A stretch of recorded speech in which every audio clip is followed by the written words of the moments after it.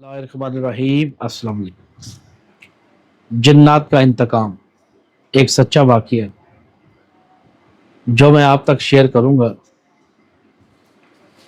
ये एक ऐसा वाक़या है जो मेरी आंखों देखा है। जिन्नात का इंतकाम क्या है, मैं आपको इस वीडियो में मुकम्मल समझाने की कोशिश करूंगा। अक्सर आपने सुना होगा, जिन जला दिया, जिन मार दिया, मेरे नाना ने लड़ाई की थी, जिनको मार दिया था, फलां ने लड़ाई की थी, जिनको मार दिया था। यकीनन आप इस तरह की कहानियां जरूर सुनते हैं और कई दफा हो सकता है आपके लोगों ने, बड़ों ने देखी भी हो। मैं आपको बताऊंगा जन्नात को मारने के बाद उसका इंतकाम क्या है। जन्नात कभी भी इतनी आसानी से नहीं मरता। इंसान आराम से मर सकता है, अब आप कहेंगे नहीं, चलो दूर ना जाइए, किसी जानवर को मारने चले जाइए, आप उसको अपने हाथों से आसानी से मार सकते हैं। आप कहेंगे नहीं, हर चीज रिएक्ट करती है, ये कुदरत का कानून है और कुदरत ने हर चीज को अपनी हिफाजत के लिए हथियार दिया है।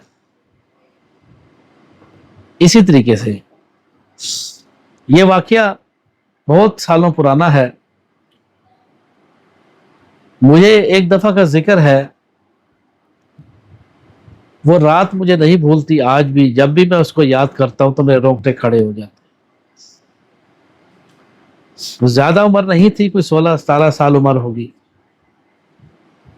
तो मुझे याद है, रात का टाइम था, तकरीबन कोई 7-8 बजे का टाइम होगा, इशा का वक्त था। तो किसी जगह से मेरा गुजरना था, एक इलाका था। उस इलाके के साथ एक जामन का पेड़ था, बहुत बड़ा, वसी। वहां से जब मैं गुजरा तो यकीन जानिए कि मुझे वहां पे एक शख्स नजर आता है जिसकी उम्र तकरीबन कोई 55 या 56 साल होगी। चादर उसने लपेटी हुई है और वो मुझे इशारा करता है, कुछ मदद तलब करता है।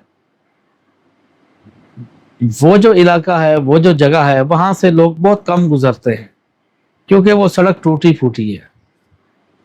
जो रास्ता तो दूसरे भी जाते हैं, लेकिन जो टूटी हुई जगह से लोग नहीं जाते और थोड़ा वीरान भी है वो। और वहां से उसने मुझे कहा कि कुछ मेरी मदद करो। तो जब मैंने उसको गौर से देखा, मैंने उसको उस टाइम जितनी सोच, जितनी उम्र, उतना तजर्बा, मैंने उसको कहा कि तुम कोई कमाते खाते नहीं हो, अट्टे कट्टे हो, कमाओ भाई, ये तुमने भीख मांगने के। मैंने उसको नशाई समझा क्योंकि चादर लपेटी हुई थी। मेरे जहन में यही था कि कोई चरसी बवाली है, ड्रग्स के लिए पैसे का मुतालबा कर रहा है। मैंने कहा भाई जाओ काम करो, और कोई काम नहीं है। मैंने उसको दुलकारा, बुरा भला कहा गुस्से में आके, क्योंकि वो बार बार पैसों का मुतालबा कर रहा था। खैर, ये कहकर मैं अपने घर वापस आया। चंद रोज मुझे कुछ भी नहीं हुआ, चंद रोज मुझे कुछ भी नहीं हुआ। और जब चंद रोज गुजरने के बाद दोबारा मैं उसी जगह से गुजरा। अब ये बात मेरे जहन से निकल चुकी थी। अब उस दौरान जब मैं वहां से गुजर रहा था तो मेरे आगे ही मोटरसाइकिल के सामने ही से यकदम, जैसे कि कोई चीज, डॉग वगैरह या कोई बिल्ली वगैरह, उसकी इतनी ज्यादा स्पीड थी, इतनी ज्यादा स्पीड थी, अंधेरा भी था, मोटरसाइकिल की कितनी लाइट होती है, जैसे वो आती है तो वो मोटरसाइकिल को हिट होती है। जैसे वो हिट होती है तो वो चीज ऐसे लगता है कोई जख्मी हुई है, लेकिन जख्मी की हालत में भी वो आगे से गुजर जाती। यानी कि वो रास्ता इस तरह तिरछा बना हुआ है, वहां से 2-3 रास्ते भी जाते हैं पतली गलियों में से, वो इस तरह बना हुआ है। यानी कि कोई ना कोई चीज टकराती है। हो सकता है कोई बिल्ली होगी, हो सकता है कोई छोटा कुत्ता होगा, लेकिन वो जख्मी जरूर हुआ है। جیسے ہی یہ حرکت ہوتی ہے، گھر میں پہنچا تو مجھے اچھے طریقے سے یاد ہے، میرے پورے جسم میں دردیں شروع. پہلے پاؤں میں درد ہوتا ہے، ٹانگوں میں درد ہوتا ہے، کمر میں درد ہوتا ہے، پھر دماغ میں درد ہونا. آہستہ آہستہ بخار آنا شروع. بہت ڈاکٹروں سے علاج کروایا، بھائی کیا معاملہ ہے، کوئی پتہ نہیں. میڈیسن کھا رہے ہیں، پسینے چھوٹ رہے ہیں، ہاتھ پاؤں پسینے چھوٹ رہے ہیں. جب سوتے تو الٹے سیدھے بھیانک خواب آتے کہ دیکھتا ہوں کہ کوئی مجھے گرا رہا ہے، دیکھتا ہوں کہ بہت سارے لوگ ہیں خوفناک قسم کے، مطلب کہ نزدیک آئے ہوئے ہیں، بڑے بڑے قد ہیں، بڑے بڑے تالاب ہیں، جیسے خوفناک مناظر ہوتے ہیں. میں نے دل ہی دل میں یاد کیا، میں نے کہا یہ کوئی نہ کوئی ایسی بات ضرور ہے کہ کوئی نہ کوئی چیز موجود ہے جو مطلب کہ اپنا انتقام لے رہی ہے. تقریباً کوئی 1.5-2 مہینے میں بیمار رہا، اور اس کے بعد کہتے ہیں کہ اللہ تعالیٰ کوئی نہ کوئی راستہ تو کھول ہی دیتا ہے انسان کے لیے. تو اس دوران میرے تمام دیکھنے والوں، اپنے پیر و مرشد سے رابطہ ہوا. تو جب انہوں نے دیکھا تو وہی جنات کے قبیلے میں سے یہ ایسا جن تھا جو مطلب کہ انتقام کے چکروں میں تھا. اور جب اس کو حاضری کی گئی، وہ حاضر ہوا باقاعدہ، جب اس سے بات چیت کی گئی تو سن کے ہمارے رونگٹے کھڑے ہو گئے تھے ایک دفعہ.